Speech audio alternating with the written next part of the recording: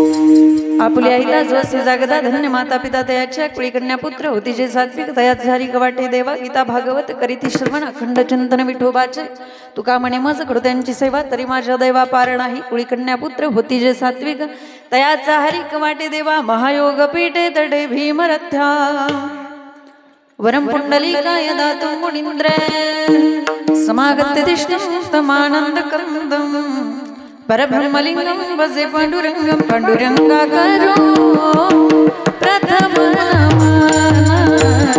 पांडुरंगाकारो प्रथम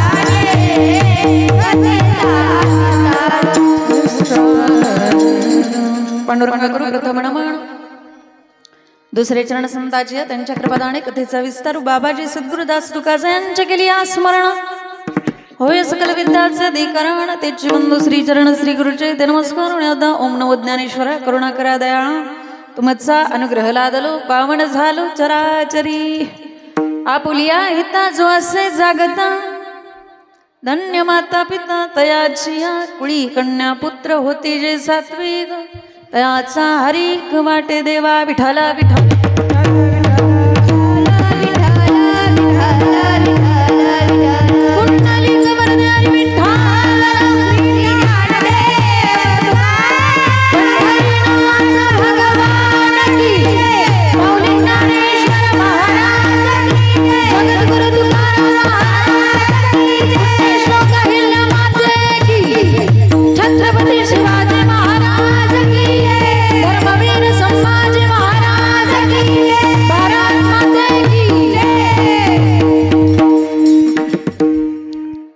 आपुली आईता जो असे जागता धन्य माता पिता तयाच्या कुळी कन्या पुत्र होती जे सात्विक तयाचा हरिक वाटे देवा।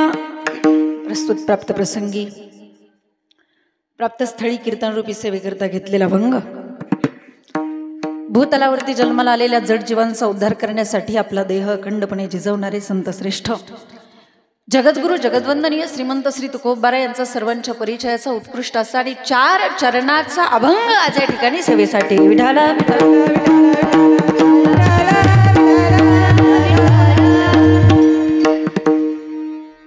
अभंगावरती चिंतन मांडण्यापूर्वी ज्या निमित्ताने आजचा हा कार्यक्रम आहे त्या निमित्त सांगणं गरजेचं आहे। आज या ठिकाणी गृहप्रवेश आणि वास्तुशांतीच्या निमित्ताने आजची ही कीर्तनरूपी सेवा या ठिकाणी खरंच खूप सुंदर पद्धतीने आपण या सेवेचं आयोजन केलं आणि ही सेवा खऱ्या अर्थाने ज्यांच्या माध्यमातून मला मिळाली, ज्यांनी मला संपर्क केला ते एक आमच्या संस्थेवरती प्रेम करणारे, एक परमार्थ प्रेमी, परमार्थाविषयी आवड असणारे, आस्था असणारे एक सामाजिक कार्यकर्ते आमचे आदरणीय राजेंद्र महाराज पवार यांच्या संपर्कातून, तसेच यामध्ये बऱ्याच जणांचे योगदान असू शकतं, तसेच या ठिकाणी सर्वांच्या माध्यमातून, या परिवाराच्या माध्यमातून या ठिकाणी येण्याचा योग आला आणि या वास्तुशांतीचं कीर्तन या ठिकाणी नियोजित करण्यात आलं। खऱ्या अर्थाने वास्तुशांती का केली पाहिजे, एक मी याचं आध्यात्मिक कारण सांगेल। आपण वास्तुशांती का करतो? कितीही कोटीचा बंगला बांधला तरी वास्तुशांती करावीच लागते। का बरं? पूर्वीच्या काळामध्ये वास्तू नावाचा एक राक्षस होता। कोण होता? राक्षस होता आणि तो देवादिकांना त्रास द्यायचा। सगळ्या देवांनी भगवान विष्णूकडे प्रार्थना केली की याच्यापासून आमची सुटका करा। त्यावेळेस भगवान विष्णूने आपल्या हातातलं सुदर्शन चक्र त्या राक्षसाच्या पाठीमागं सोडलं। कोणत्या राक्षसाच्या? वास्तू नावाच्या राक्षसाच्या। तो राक्षस पळून पळून थकला आणि शेवटी भगवान विष्णूच्या समोर आला। म्हटलं मी तुम्हाला शरण आलो, फक्त हे सुदर्शन चक्र माझ्या पाठीमागून काढा। तेव्हा भगवान विष्णूने सांगितलं की जर तू देवादिकांना त्रास देत असशील तर तुला मी सोडणार नाही, याच सुदर्शन चक्राने तुझा मृत्यू होईल।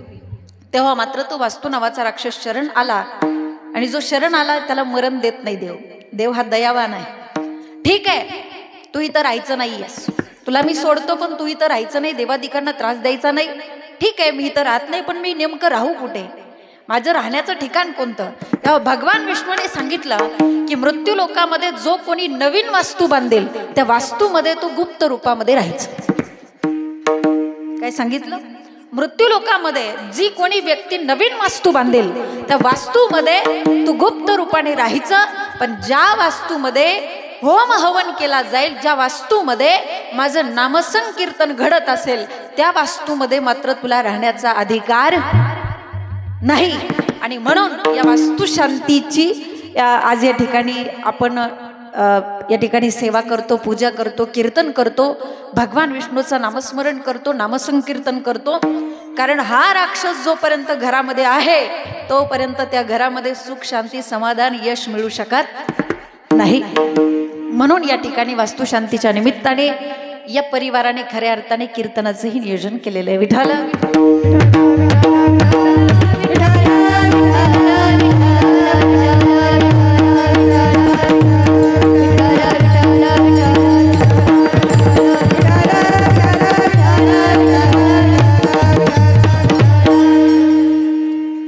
हा समस्त सस्ते परिवार आहे आणि मला असं वाटतं की हे जे वैभव तुम्हाला दिसतंय ना, हा जो बंगला तुम्हाला इथं उभा दिसतोय ना, या पाठीमाग या तरुणाचे खूप मोठे कष्ट आहेत।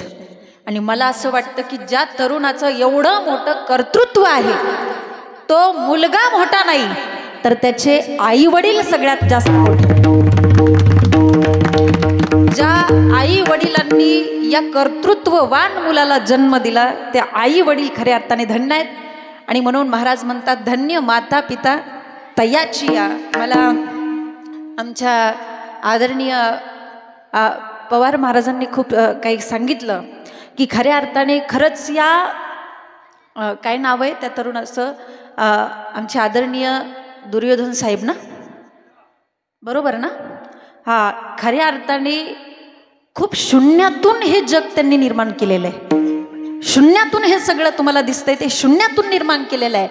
आणि ज्या वेळेस मला अशा माझ्या माहितीप्रमाणे की जेव्हा त्यांच्या पायामध्ये घालायला चप्पल नव्हती त्यावेळेस त्यांनी हे गाव सोडलं आणि ते मुंबईला गेले. आणि त्या ठिकाणी गेल्यानंतर त्यांनी एवढं कष्ट केलं, एवढी मेहनत, एवढा संघर्ष केला, एवढं स्ट्रगल केलं की त्या ठिकाणी गेल्यानंतर त्यांनी एक गाडी घेतली आणि अशी ईश्वर कृपा झाली आणि त्यांचं प्रारब्ध फळाला आलं. एक गाडी घेतली अशा करता करता आज ते किती गाड्यांचे मालक आहेत? 800 ना, 800 गाड्याचे ते आज मालक आहेत. आणि खऱ्या अर्थाने या पाठीमागं खरंच या मुलाचं कष्ट आहे आणि भगवंताची कृपा आहे, लक्षात घ्या, बाकी काय नाही. आणि मुंबईमधल्या वाहतूक सेनेचं अध्यक्षपद सुद्धा त्यांच्याकडे आहे. म्हणजे प्रत्येक तरुणाला आदर्श असणारं असं हे व्यक्तिमत्व आहे. प्रत्येक तरुणाने या कर्तृत्ववान तरुणाचा आदर्श घेणं आज काळाची गरज आहे असं मला वाटतं. म्हणून खऱ्या अर्थाने यांना धन्यता देण्यापेक्षा मी त्यांच्या आईवडिलांना धन्यता देईल. आणि जगद्गुरु तुकोबाराय सुद्धा त्यांच्या आईवडिलांना धन्यता देत आहेत. धन्य माता पिता तयाची या की ज्या आईवडिलांनी या मुलावरती एवढे चांगले संस्कार केले. म्हणून मुलांना संस्काराचं धन द्या, पैशाचं धन कमवण्यापेक्षा मुलांना संस्काराचं धन कमवून ठेवा. मुलगा शून्यातून विश्व निर्माण करेल. विठाल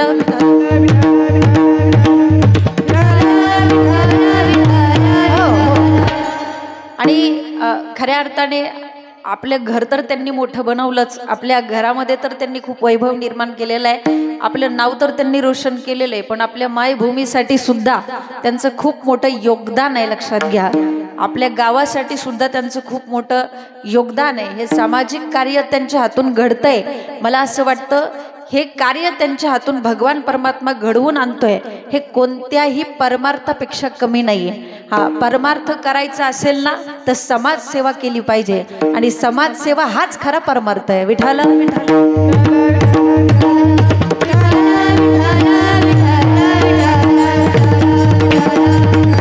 आपल्या गावासाठी सुद्धा खूप मोठं योगदान आहे.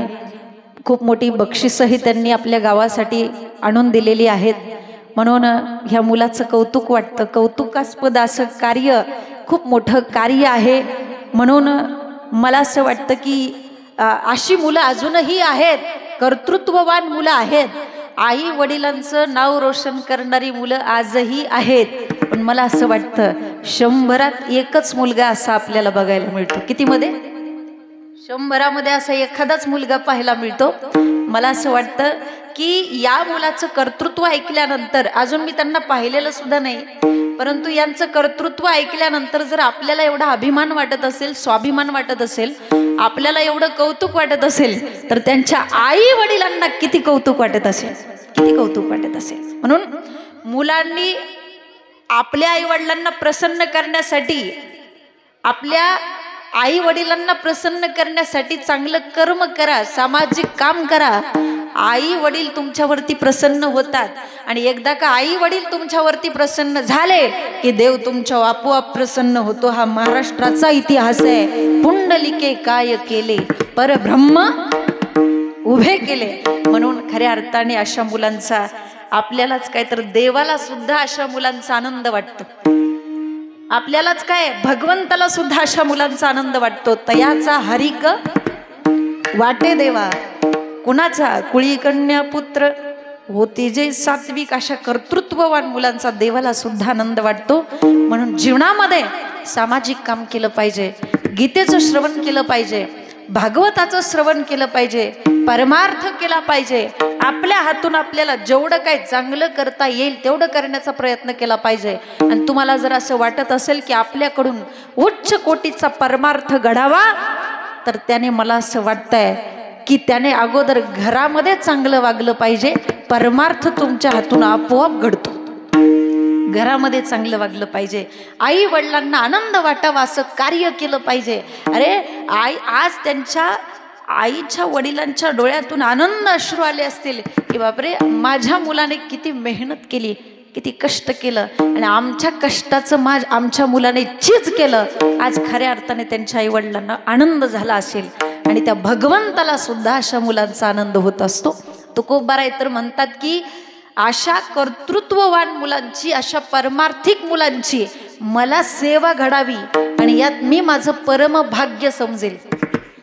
तुका म्हणे मज घडो त्यांची सेवा, तरी माझ्या दैवापार नाही. म्हणून खऱ्या अर्थाने तुकोबाराय सुद्धा अशा मुलांचं कौतुक करतात. कुळी कन्या पुत्र होती जे सात्विक, तयाचा हरिक वाटे देवा. जी मुलं आपलं आयुष्य परमार्थासाठी व्यतीत करतात, जी मुलं आपलं आयुष्य समाजासाठी व्यतीत करतात, जी मुलं आपलं आयुष्य देशासाठी समर्पित करतात, महाराज म्हणतात धन्य माता पिता. त्यांचे माता पिता धन्य आहेत. आणि म्हणून मला असं वाटतं की आजही प्रत्येक तरुणाला गरज आहे छत्रपती शिवाजी महाराजांच्या विचाराची. आजही प्रत्येक तरुणाला गरज आहे स्वामी विवेकानंदांच्या विचाराची, भगतसिंगांसारख्यांच्या विचाराची. आजही प्रत्येक तरुणीला गरज आहे अहिल्याबाई होळकरांच्या विचारांची. छत्रपती शिवाजी महाराजांना आपण जीवनामध्ये जर समजून घेतलं तर मला असं वाटतं प्रत्येक तरुणाची वाटचाल ही चांगल्या पद्धतीने असेल. तुम्हाला वाटत असेल की आयुष्याला दिशा मिळावी, छत्रपती शिवाजी महाराजांचं चरित्र वाचा, तुमच्या आयुष्याची दशा बदलल्याशिवाय. आज आपला तरुण काय करतो? आज आपला तरुण छत्रपती शिवाजी महाराजांना डोक्यावरती घेऊन नाचतो.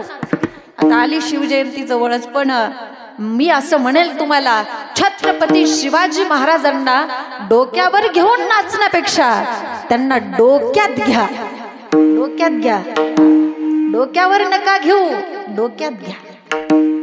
म्हणून असा एकच राजा जन्माला आला. गिरिशिखरी किरीटापरी लहरी भगवा ध्वजा,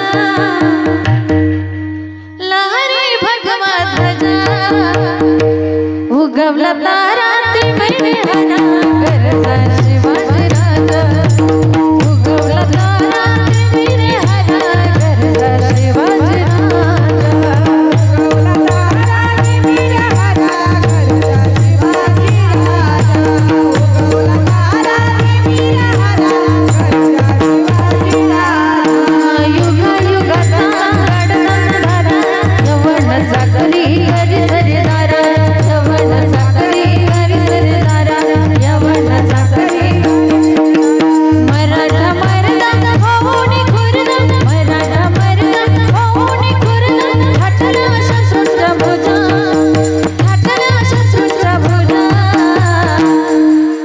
उगवला तारा ते मैने हरा गरजा शिवाजी राजा, उगवला तारा ते मैने हरा गरजा शिवाजी राजा, उगवला तारा ते मैने हरा गरजा शिवाजी राजा, उगवला तारा ते मैने हरा गरजा शिवाजी राजा.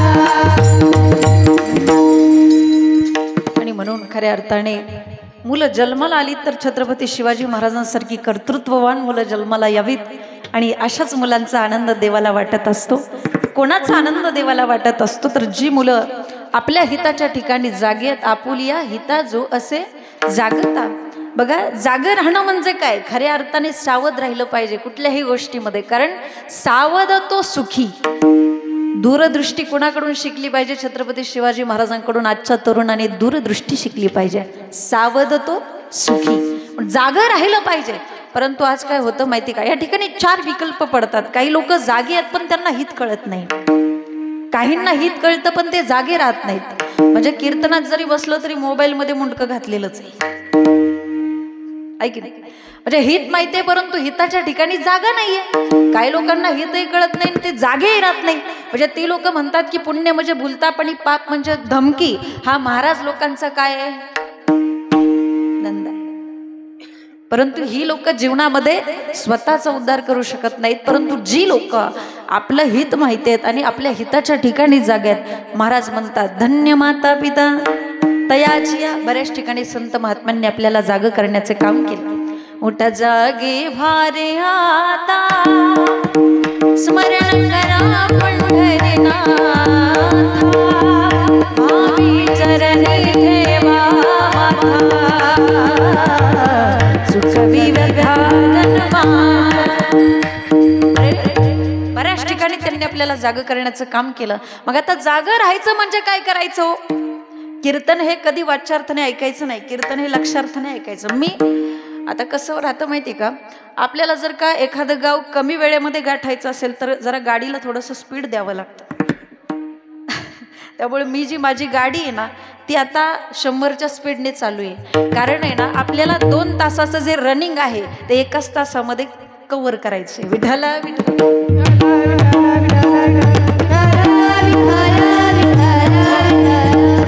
फक्त 2 तासाचं कीर्तन मी 1 तासात पण करू शकते. फक्त तुमचं लक्ष असणं खूप गरजेचं आहे. परमार्थामध्ये वाच्यार्थाला किंमत नाही तर लक्षार्थाला किंमत आहे. महाराज या ठिकाणी म्हणतात जागं राहायचं. मग जागं राहायचं म्हणजे नेमकं काय करायचं? रात्रीचं झोपायचं नाही.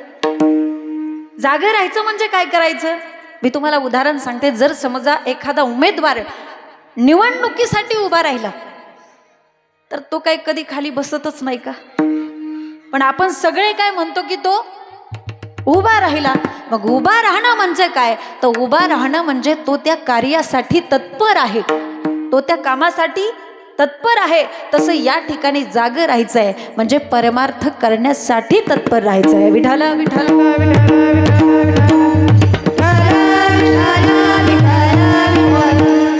म्हणून आपण पण जागे राहतो, परंतु आपली प्रत्येकाची धडपड कशासाठी वाढावी? संतानग्रही व्हावे, धनधान्य परमार्थ करण्यासाठी जागं राहिलं पाहिजे. खऱ्या अर्थाने व्यावहारिक बाबतीत आपण जागे आहेत, पण परमार्थिक बाबतीमध्ये मात्र आपण झोपलेलो आहोत असं मला वाटतं. ज्याच्या हातून काहीच घडत नसेल, काही समाजसेवा घडत नसेल, त्याचं आयुष्य हे जगून पण मेल्यासारखे. ज्याच्या हातून दुसऱ्याला काही मदत घडत नसेल, ज्याच्याकडे माणुसकी नसेल, ज्याच्या हातून भुकेल्याला कधी अन्न मिळत नसेल. मला मगाशी खूप आनंद वाटला की आपल्या टाकेवाडीमध्ये भरपूर अन्नदान होतं. वा, रोज ते पण सोमवार 1 वार सोडला की रोज आपल्या इथं अन्नदान घडतं सतोबाच्या मंदिरामध्ये. किती अहो, अन्नदानासारखं श्रेष्ठ दान नाही, अन्नदानासारखं पुण्य नाही. आणि खऱ्या अर्थाने आपल्या गावावर सतोबाची खूप मोठी कृपा आहे, खूप मोठी.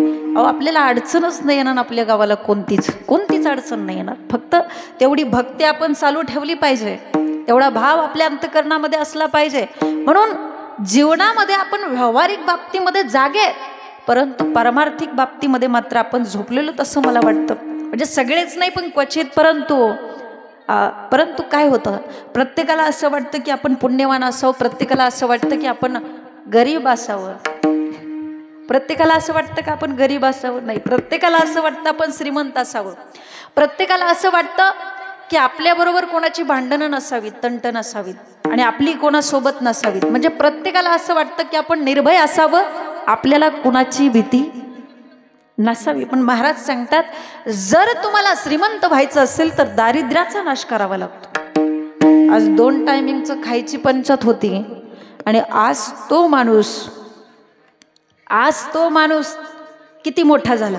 अरे 2 टायमिंगची खायची पंचायत होती, परंतु आज मात्र त्या माणसाने एवढं मोठं वैभव निर्माण केलं का? याच्या पाठीमागं त्या माणसाचे खूप मोठे कष्ट आहेत. तो व्यक्ती त्या हिताच्या ठिकाणी जागा आहे. तुम्हाला श्रीमंत व्हायचं असेल तर दारिद्र्याचा नाश करावा लागतो आणि त्यासाठी तुम्हाला कष्ट करावं लागतं. तुम्हाला पुण्यवान व्हायचं असेल तर आधी असलेल्या पापाचा नाश करावा लागतो. तुम्हाला भांडणं टाळायची असतील तर वाजवीपेक्षा जास्त बडबड कमी करावी लागते असं मला वाटतं. भांडणं होऊ नये असं जर तुम्हाला वाटत असेल तर बडबड कमी करा, मौन धारण करा. घरामध्ये कोणाचीच भांडणं होणार नाहीत, सासू सुनाची असू द्या, कुणाची का असू द्या, ती माझा विषय नाही. परंतु वाजवीपेक्षा जास्त बडबड कमी करणं, भांडणं होणार नाहीत. आणि ज्याला असं वाटतं की आपण निर्भय असावं त्याने आपल्या हिताच्या ठिकाणी जागं राहिलं पाहिजे. कारण मौनाने कलहाचा नाश आहे, जपाने पापाचा नाश आहे, उद्योगाने दारिद्र्याचा नाश आहे. तुम्ही उद्योग करा, उद्योग म्हणजे कुठलाही उद्योग असू द्या जीवनामध्ये. जर तुमच्या काहीतरी कष्ट असेल, उद्योग असेल, तर उद्योग तुमच्या दारिद्र्याचा नाश केल्याशिवाय राहणार नाही. तुम्ही म्हणाल की आमच्याकडे काहीच नाही, आम्ही गरीब आहोत. अहो, कष्ट करा, कष्ट करा. आज या मुलाचा आदर्श घेण्यासारखा आहे. आज शून्यातून जर याने विश्व निर्माण केलं असेल या या या ठिकाणी, तर आज त्यांना लोक साहेबच म्हणणार ना. आज त्यांना लोक साहेबच म्हणणार, आज त्यांचा मान वाढणार का? त्याच्या पाठीमागं फक्त कष्ट आहेत. म्हणून जीवनामध्ये आपुलिया हिता, आपलं हित आपण साध्य केलं पाहिजे, आपल्या हिताच्या ठिकाणी आपण जागे राहिलं पाहिजे. पण जागी राहण्याची सुद्धा एक मर्यादा आहे. जागी राहण्याची मर्यादा कोणती आहे, किती आहे, की माणसाने कधी जागे राहिलं पाहिजे त्याची पण एक मर्यादा आहे ना. दिवा विजून गेल्यावर तेलाचं दान काय उपयोगाचं आहे का? चोर पळून गेले आता सावध राहून काय उपयोगाचं आहे का? तर वेळ निघून गेली तसं जागे राहून काय उपयोगाचं नाही ना. जागे राहून काय उपयोगाचं? वेळ निघून गेल्यावर मी नेहमी एक हास्यास्पद सांगत असते, जर समजा एखाद्याच्या घराला आग लागली, घर पेटायला लागलं आणि घर पेटत असताना मुलांनी वडिलांना बाहेर बोलवलं, बाबा घर पेटतंय बाहेर या. नाही अगोदर टिकावा ना. पण बाबा घर पेटतंय. अरे एकदा सांगितलेलं कळत नाही का? अगोदर टिकावा ना, अगोदर आपण आड खोदू आणि पाणी लागलं म्हणजे मग घर विजू. म्हणजे काही लोक आता काही ज्यांचं लक्ष आहे त्यांना कळालं, ज्यांचं लक्ष नाही त्यांना काही म्हणून हे जसं हास्यास्पद आहे तसं काही लोक वेळ निघून गेल्यानंतर जागी राहतात. परंतु मला असं वाटतं की परमार्थ केला पाहिजे, पण तो कधी? तरुणपणात का म्हातारपणात? आपल्या हातून जे काय घडतं ते तरुण वयातच घडू शकतं, म्हातारपणी काहीच होऊ शकत नाही. ज्ञानोबारायांनी ज्ञानेश्वरी लिहिली कधी? तरुण वयात. तुकोबारायांनी गाथा लिहिली कधी? तरुण वयात. स्वामी विवेकानंदाने शिकागोची परीक्षा जिंकली कधी? तरुण वयात. छत्रपती शिवाजी महाराजांनी हे स्वराज्य निर्माण केलं पण कधी? तरुण वयात. मग परमार्थच का म्हातारपणी करायचा? परमार्थ सुद्धा तरुणपणीच केला पाहिजे ना. परमार्थ करण्यासाठी सुद्धा अंगामध्ये ताकद लागते. भावे विना भक्ती, भक्ती विना मुक्ती, बळे विना शक्ती बोलू नये. परमार्थ करण्यासाठी सुद्धा अंगामध्ये बळ लागतं, लक्षात घ्या. वारी करायची असेल तरी अंगामध्ये ताकद असेल तरच करा. म्हातारपणी वारी करण्याच्या भानगडीत पडू नका. जे काय करायचंय ते तरुण वयात केलं पाहिजे. अलीकडे आमच्या लोकांनी काय केलं, हे परमार्थ जप तप माळ हे सगळं म्हातारपणावर ढकलून दिलं. कुठं? म्हातारपणावर ढकलून दिलं. म्हणतात बघू आता म्हातारपणी हे काय आमचं परमार्थ करण्याचं वय आहे का? बघू म्हातारपणी. आणि जर म्हातारपण नाही झालं तर आपल्याला माहितीये का आपण कधी मरणार आहोत? कोणाचं आयुष्य निश्चित आहे का?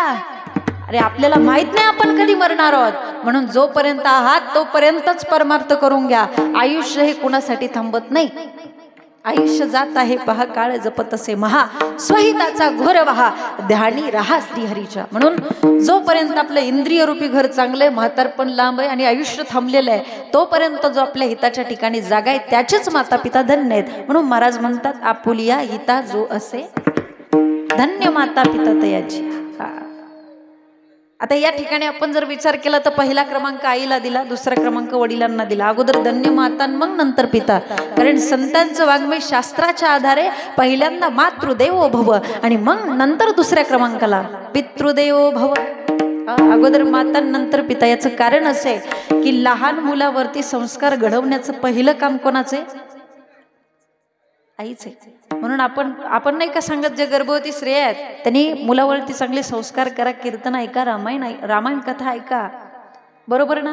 का असं सांगतात की आमच्या गर्भवती स्त्रियांनी काय केलं पाहिजे? संध्याकाळी सगळी कामावरून 8:30 वाजताच टीव्ही समोर बसलं पाहिजे सिरियल बघायला, असं सांगतात ना? असं नाही सांगत. कारण हे सगळ्यात पहिल्यांदा संस्कार कोणाचे होतात? मुलावरती आईचे होतात आणि मग नंतर वडिलांचे संस्कार होत असतात. म्हणून जीवनामध्ये मुलांवरती चांगले संस्कार करा. जर मुलावरती चांगले संस्कार जर आपण केले तर अशी ह्या दुर्योधन नावाच्या तरुणासारखी मुलं जन्माला येत असतात. संस्कार असणं खूप महत्वाचं आहे. जर मुलं वायाला गेले तर समजायचं आपले संस्कार कुठेतरी कमी पडलेले आहेत. म्हणून धन्य माता आणि मग नंतर पिता. मला असं वाटतं की जीवनामध्ये आई वडिलांच्या समोर आई वडिलांना आनंद वाटावा असं जर कार्य केलं तर आई वडिलांना जगातला सगळ्यात मोठा आनंद होत असतो. आई वडील आपल्यावरती प्रसन्न होत असतात, कारण आईला आणि आपल्या वडिलांना आपलं जेवढं कौतुक असतं तेवढं मला असं वाटतं की तेवढं कोणालाच असू शकत नाही, कोणालाच असू शकत नाही. जगातलं सगळ्यात मोठं नातं, जगातलं सगळ्यात श्रेष्ठ नातं ते म्हणजे आई वडिलांचं नातं आहे. आणि म्हणून आपल्यावरती उपकार आहेत आपल्या आई वडिलांचे, आपल्यावरती उपकार आहेत, आपल्यावरती उपकार आहेत देवाचे, आपल्यावरती उपकार आहेत संतांचे, आपल्यावरती उपकार आहेत आपल्या आईवडिलांचे, आपल्यावरती उपकार आहेत आपण ज्या कुळामध्ये जन्माला आलो त्या कुळाचे, त्या भावकीचे, आपल्यावरती उपकार आहेत समाजाचे, आपल्यावरती उपकार आहेत शेतकऱ्याचे, आपल्यावरती उपकार आहेत देशाचे, आपल्यावरती उपकार आहेत त्या देशाचं रक्षण करणाऱ्या त्या जवानाचे. आणि मनुष्य कोणाच्या ना कोणाच्या तरी उपकाराखालीच आपलं जीवन जगत असतो. अरे ज्या समाजामध्ये आपण जन्माला आलो त्या समाजाचं सुद्धा आपण काहीतरी देणं लागतं.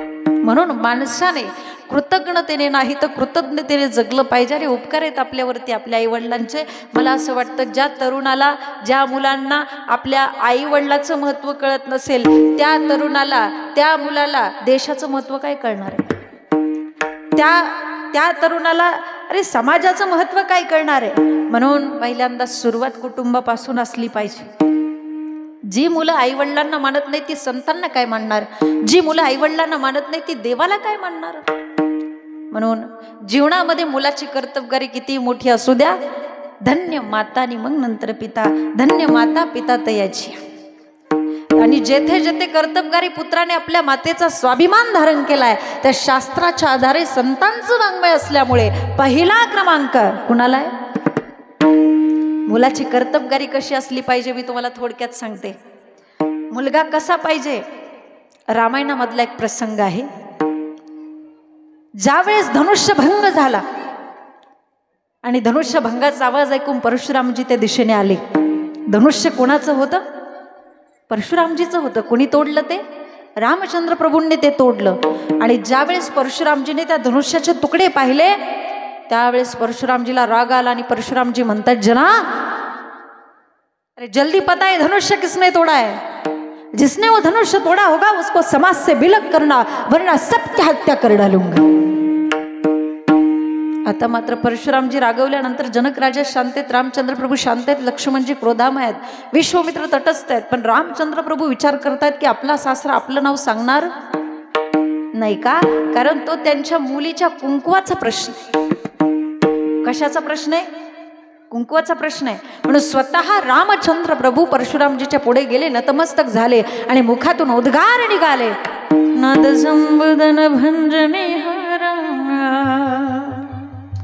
हो गए दास तुम्हारा. परशुरामजी धनुष्यभंग करणारा एक तुमचा सेवकच असेल ना, एक तुमचा शिष्यच असेल. नहीं राघव, वो खतरनाक शत्रु है हमारा. तो माझा शिष्य असू शकत नाही, तो माझा शत्रू आहे. कोण म्हणताय? परशुरामजी म्हणतायत. आणि मग त्या क्षणी लक्ष्मणजी विश्वामित्रजीच्या जवळ उभे होते आणि सहजच बोलता बोलता लक्ष्मणजी विश्वामित्रजींना म्हणतायत की गुरुदेव, तुम्ही चांगल्या माणसासोबत माझ्या भावाची म्हणजे रामचंद्र प्रभूची मुलाखत घडवून आणली नाही. कारण माझा भाऊ रामचंद्र प्रभू किती शांत आणि हे म्हातारे किती रागीट, तिथं मीच असायला पाहिजे होतो गुरुदेव. कोण म्हणताय? लक्ष्मणजी म्हणतायत. असं म्हटल्यानंतर विश्वामित्रजींना वाटतंय की लक्ष्मणाचंच काम आहे, म्हणून ते म्हणतात जाओ लक्ष्मण. लक्ष्मण जे येतात आणि आगीत रॉकेल बतावा असा पहिला शब्द टाकतात, बहुत धनुष्य तोड़े उले रे काई. अरे हमने तो बचपन में ऐसे कहीं कमठे तोड़ डाले हैं. अरे मी तर लहानपणी असे कितीतरी धनुष्य तोडून टाकलेले आहेत. कोण म्हणताय? लक्ष्मणजी म्हणतायत. आता मात्र परशुरामजीचा क्रोध आणखी अनावर झाला. हातामध्ये परशु घेतला आणि लक्ष्मणजीच्या अंगावरती धाव घेतली. ए बच्चा, अपनी माँ की गोद खाली करना चाहता है? लक्ष्मणजी म्हणतायत, परशुरामजी तुम्ही किती जरी वेळा परशु घेऊन धावले तरी आम्ही तुम्हाला घाबरणार नाही आणि तुमच्यासोबत युद्धही करणार नाही. कारण आम्ही क्षत्रियाची मुलं आहोत, कारण आम्ही क्षत्रियाची संतान आहोत. आणि आमचं ठरलंय ज्याच्या गळ्यामध्ये जानवय आणि ज्याच्या कपाळाला गंध आहे त्याचं रक्षण करण्यासाठी आम्ही क्षत्रिय आहोत, आक्रमणासाठी नाही. आणि जरी तुम्हाला वाटत असेल हे बाळ भीतीपोटी बोलतंय, तरी अजूनही वेळ गेलेला नाही परशुराम जी। अगर आपको देखना है तो जन्मा निकाल दो, तिलक मिटा दो, और बाद में परशु दिखाओ, तब पता चलेगा कि सुमित्रा माँ के दूध में कितनी ताकत है। कर्तबगारी लक्ष्मणाची, पण स्वाभिमान कोणाचा? सुमित्रेचा, आईचा। आणि म्हणून जेथे जेथे कर्तबगारी पुत्राने आपल्या मातेचा स्वाभिमान धारण केलेला आहे, ते शास्त्राच्या आधारे संतांचं वाङ्मय असल्यामुळे पहिला क्रमांक कुणाला? आईला। बस। पण काही लोकांनी तुकोबारायांना विचारलं, म्हटले महाराज जी मुलं आपल्या हिताच्या ठिकाणी जागी आहेत, त्यांच्या पोटी जन्माला आलेली प्रजा, त्यांच्याबद्दल तुम्हाला काय वाटतं? कुळी कन्या पुत्र होती जे सात्विक, कुळी कन्या पुत्र होती जे सात्विक, कुळी कन्या पुत्र होती जे सात्विक, कुळी कन्या पुत्र होती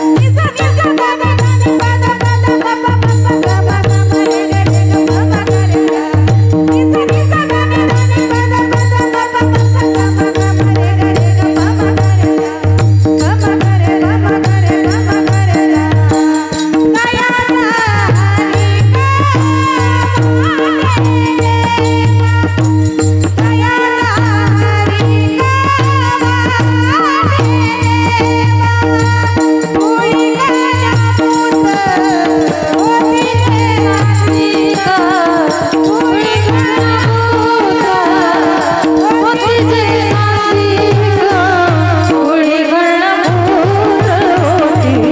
सात्विक, कुळी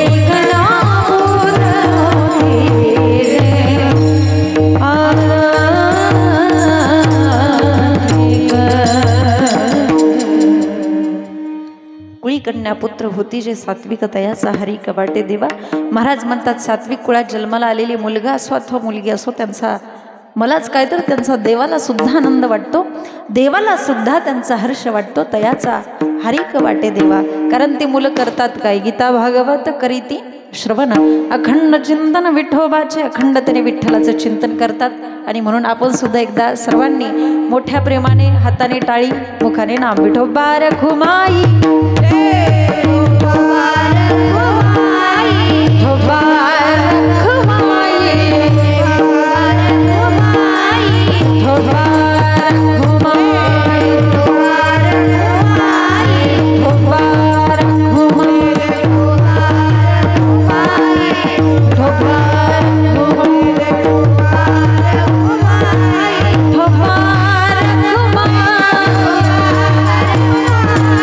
Oh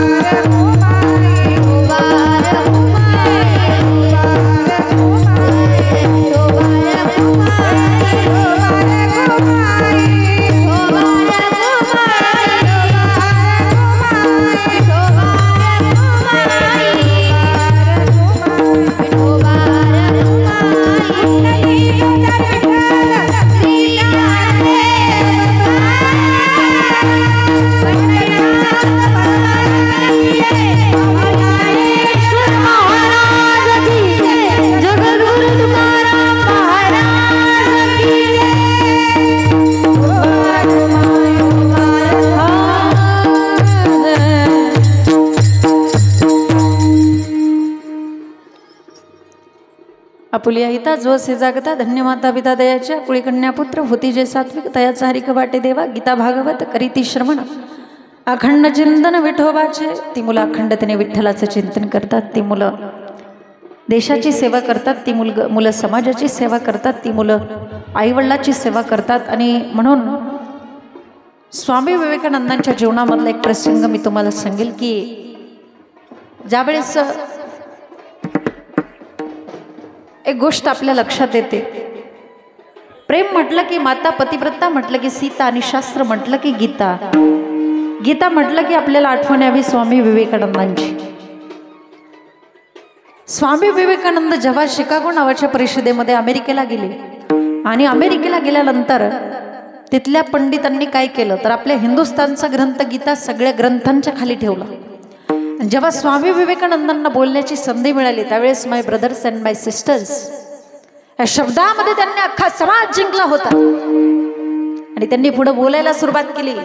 इथं जमलेल्या माझ्या पंडितांनो, तुम्ही उपेक्षित बुद्धीने का होईना परंतु आमच्या हिंदुस्थानचा ग्रंथ गीता सगळ्या ग्रंथांच्या खाली ठेवला. अरे पण तुम्हीच तुमच्या कृतीतून जगाला दाखवून दिलं की जगातल्या सगळ्या मोठ्या सगळ्या ग्रंथांना आधार हिंदुस्थानचा ग्रंथ. आणि म्हणून शास्त्र म्हटलं की गीता. आणि जी मुलं गीता भागवत या ग्रंथाचं श्रवण करतात, अखंड विठ्ठलाचं चिंतन करतात, अशा कर्तृत्ववान मुलांची सेवा महाराज म्हणतात मला घडावी, तुका म्हणे माझं घडो त्यांची सेवा. आता भैरवी घ्यायला सुद्धा आपल्याकडे टायमिंग नाही, चाली वगैरे घ्यायला.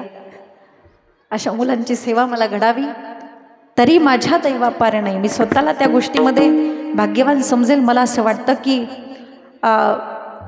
जर समजा एखाद्या गावामध्ये एखादा मुलगा वाईट कृत्य करत असेल तर लोक असं म्हणतात की बाबा याचे वडील एवढे सज्जन आहेत, मग हा मुलगा का असा? याचं कारण त्याच्या आईचं पाप आहे. आईच्या पापाने मूर्ख मुलगा जन्माला येत असतो, वडिलांच्या पापाने उन्मत्त मुलं जन्माला येतात, वंशाच्या पापाने कंजूस मुलगा जन्माला येतो आणि स्वतःच्या पापाने दरिद्री मुलगा जन्माला येत असतो. याच्या उलट आईच्या पुण्येने शिलवान, वडिलांच्या पुण्येने विद्वान, वंशाच्या पुण्येने उदार आणि स्वतःच्या पुण्येने भाग्यवान अशी मुलं ज्या माईबापांच्या पोटी जन्म घेतात ते माईबाप पुण्यवान आहेत. आणि म्हणून धन्यतेच्या पात्रतेचे आहेत. धन्य माता पिता तयाची. ज्ञानेश्वर माऊली ज्ञानराज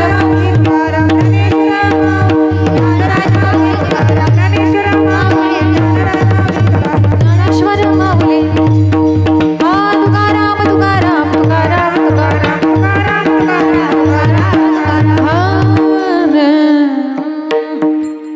या ठिकाणी थोडाच वेळ कार्यक्रम करण्यासाठी आपल्याला वेळ मिळाला. मला जर पुढं कार्यक्रम नसता तर पवारसाहेब मी आणखी 1 तास कीर्तन नक्कीच केलं असतं. परंतु मला असं वाटतं की आता पुढं जाणं, इथं येणं जेवढं महत्त्वाचं होतं तेवढं पुढं जाणं सुद्धा तेवढंच महत्त्वाचं आहे. या ठिकाणी बोलण्याच्या ओघातून जर एखादा चुकीचा शब्द गेला असेल तर माईच्या अंतकरणाने माफी असावी. बोलिले लेकुरे वेडे वाकुडे उत्तरे करा क्षमा अपराध महाराज तुम्ही सिद्ध. आणि खऱ्या अर्थाने कौतुक वाटावं असं कार्य हे वैभव ज्या मुलाने या ठिकाणी निर्माण केलं, आदरणीय दुर्योधन साहेबांना सुद्धा मी वंदन करते आणि त्यांचं कौतुक करावं तेवढं कमी. तुमच्या हातून असंच सामाजिक कार्य घडत जाओ हीच भगवंताच्या चरणी प्रार्थना करते. आणि मी तुम्हाला सांगेल तुमचं प्रारब्ध तर चांगलं होतंच, तुमचं कष्ट तर चांगलं होतंच, परंतु तुम्ही एवढं वैभव निर्माण केलं याचं महत्त्वाचं कारण म्हणजे तुमच्यावरती सतोबाची कृपा आहे. हे आपल्या गावावरती सगळ्यावरती सतोबाची कृपा आहे. असेच तरुण आपल्या गावामध्ये आणखी व्हावेत, असेच तरुण आपल्या गावामध्ये जन्माला यावे अशी त्या भगवंताच्या चरणी प्रार्थना करते. आणि याच ठिकाणी मी माझ्या वाणीला पूर्ण विराम देते. मी सर्वांचा आणखी एकदा आभार मानते. आणि या ठिकाणी ज्यांच्या माध्यमातून ही सेवा मला मिळाली आमचे आदरणीय राजेंद्र काका पवार साहेब, तुमचाही या ठिकाणी मी आभार मानते. सर्वच माननीय सर्वांचं या ठिकाणी आभार. आणि 2 मिनिटाचं निवेदन आपलं असं होतं की हे जे आपल्याला मुलं उभी दिसत आहेत ते आपली संस्था आहे आणि आपल्या संस्थेतली ही सर्व मुलं मुली आहेत. इंदापूर तालुक्यामध्ये काजडबोरी ऐकून असाल तुम्ही, अकोले गाव आहे थोडंसं पुढं 2-3 किलोमीटरवरती. आणि त्या ठिकाणी आपली ही वारकरी शिक्षण संस्था आहे. या संस्थेमध्ये सध्या 40 मुलं आणि मुली शालेय शिक्षणाबरोबर वारकरी शिक्षण घेत आहेत। एक चांगली पिढी घडवण्याचा आम्ही यातून एक प्रयत्न करतोय। तर या संस्थेमध्ये आपण मुलांना कीर्तन, प्रवचन, गायन, मृदंगवादन, स्वतः आमचे भाऊ हे स्वतः मुलांना मृदंगाचं शिक्षण देतात। गायनाचे मुलांचे क्लास होतात। ज्यांना वाटत असेल की आपल्या मुलांनी आपलं नाव रोशन करावं आणि काहीतरी चांगलं जीवन जगावं, आपल्या मुलाच्या आयुष्याचं सार्थक व्हावं, त्याने निश्चितपणे आपल्या ह्या संस्थेमध्ये आपल्या मुलगा असो किंवा मुलगी असो दोन्ही साठी सेपरेट व्यवस्था आपण त्या ठिकाणी त्यांना राहण्याची केलेली आहे। 5वी ते 12वी पर्यंतची मुलं त्या ठिकाणी शिक्षण घेत आहेत। तर या संस्थेमध्ये आपल्या मुलांना आपण पाठवू शकता। मे महिन्यामध्ये आपलं शिबिर पण असतं पवारसाहेब, एक 10-12 दिवसाचं शिबिर असतं। तर बालसंस्कार शिबिर असतं। ज्यांना कोणाला ह्या शिबिरामध्येही पाठवायचं असेल तरी पाठवू शकता। काही गोरगरिबाची मुलं आहेत त्यांना आम्ही स्वतःच्या पायावरती उभं करण्याचा प्रयत्न करतोय। त्यांच्याकडून कुठली फीज वगैरे घेतली जात नाही। त्यांचं काही जे काही सगळं शिक्षण, कपडा लता, त्यांचा जे सगळा खर्च असेल ते आपण आपल्या कीर्तनाच्या या मानधनातूनच त्यांचं एक सामाजिक सेवा आपल्या हातून काहीतरी चांगलं करण्याचा प्रयत्न करतोय। आता सध्या मुलींसाठी मोठ्या हॉलचं बांधकाम त्या ठिकाणी केलेलं आहे। मुलांसाठी पण आपण बांधकाम करणार आहोत हॉलचं मोठ्या, पण आता सध्या तरी त्यांना राहण्याची सुविधा आम्ही त्या ठिकाणी केलेली, काही अडचण नाही। ज्यांना कोणाला ह्या बांधकामासाठी या संस्थेसाठी मदत करण्याची इच्छा असेल तर तुम्ही निश्चितपणे करू शकता। या धार्मिक कार्यासाठी तुमची मदत, देणगी स्वीकारली जाईल। या ठिकाणी संस्थेचं पावती पुस्तक आहे। ज्यांना कोणाला देणगी द्यायचे त्यांनी आपलं नाव महाराजांपाशी यायचं, कारण मला आता वेळ नाही, महाराजांपाशी सांगायचं आपलं नाव आणि आपल्या नावाची पावतीही त्यांना या ठिकाणी भेटून जाईल। आणि संस्थेची अजून काही माहिती तुम्हाला पाहिजे असेल तर कीर्तन झाल्यानंतर तुम्ही, हे माझे बंधू आहेत त्यांना तुम्ही विचारू शकता, आपल्या मुलांना पाठवायचं असेल तरी सुद्धा। आणि झालेली सेवा याच ठिकाणी मी संपली असं जाहीर करते आणि माझ्या वाणीला पूर्ण विराम देते। विठ्ठल जय जय।